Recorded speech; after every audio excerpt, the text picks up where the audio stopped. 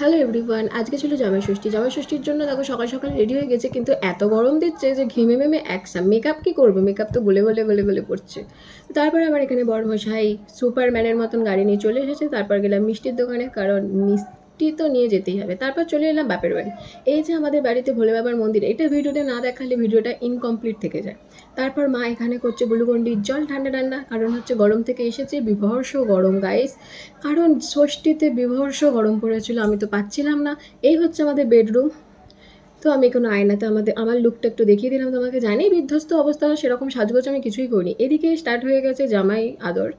এখানে ফলার দিয়েছে, কত রকম মিষ্টি দিয়েছে, এখানে ডালপুরি দেওয়া হয়েছে, এখানে ফল দেওয়া হয়েছে। এবার আমি ভাই জামা প্যান্ট ছেড়ে নাইটি পরে নিয়েছি, কারণ আমার পক্ষে পাচ্ছিলাম না গরমেতে। এদিকে জামাই বসে পড়েছে। মা এবার আশীর্বাদী পর্ব চালু করেছে। ধান ধূপ প্রদীপের তাপ আরও ইত্যাদি ইত্যাদি যা যা দিতে হয় সমস্ত দিয়ে। আর এদিকে বড় মা হচ্ছে শাঁখ বাজাচ্ছিল।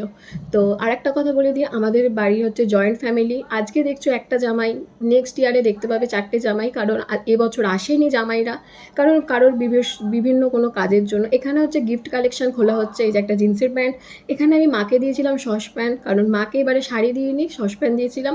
এখানে আমার বুয়া দিয়েছে এই শার্টটা ষষ্ঠীতে। এদিকে ভাই বোনরা দুপুরে খাবার খেতে বসে গেছে, আর আমি এখানে মূল উদ্দেশ্যে আছি বাপির কাছ থেকে খুচরো পয়সা। ছোটোবেলা থেকে এটার প্রতি একটা আলাদা ভালোবাসা ছিল, আর বাপির পকেটে খুচরো জমা মানেই আমাকে দেয়।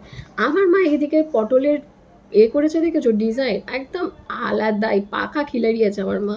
এখানে খাবার বাড়ছে জামাইয়ের জন্য। জামাই ওদিকে বসে পড়েছে খাবার নিয়ে। এখানে ভাজা ভুজি, ইলিশ মাছ, মাছের মাথা দিয়ে শাক, ডাল, মাটন, চিংড়ি মাছের মালাইকারি, চিংড়ি মাছ দিয়ে ফুলকপির তরকারি, মাছ ভাপা, ইলিশ মাছ ভাপা, চাটনি, পাঁপড়, মিষ্টি ইত্যাদি ইত্যাদি। খাওয়া দাওয়া হয়ে যেতে এখানে আমার ছোটো বোনের সাথে গল্প করছিলাম দুজন মিলে, পাকা বোনের সাথে। গল্প হয়ে যাওয়ার পর ছোটো মার ছেলে হয়েছে, সেই পুচকুটাকে নিয়েই বসে একটু আড্ডা মারছিলাম। পুচকের মুখটা দেখালাম না, কারণ অন্নপ্রাশন হয়নি বলে। দেখা হবে নেক্সট ব্লগে, টাটা।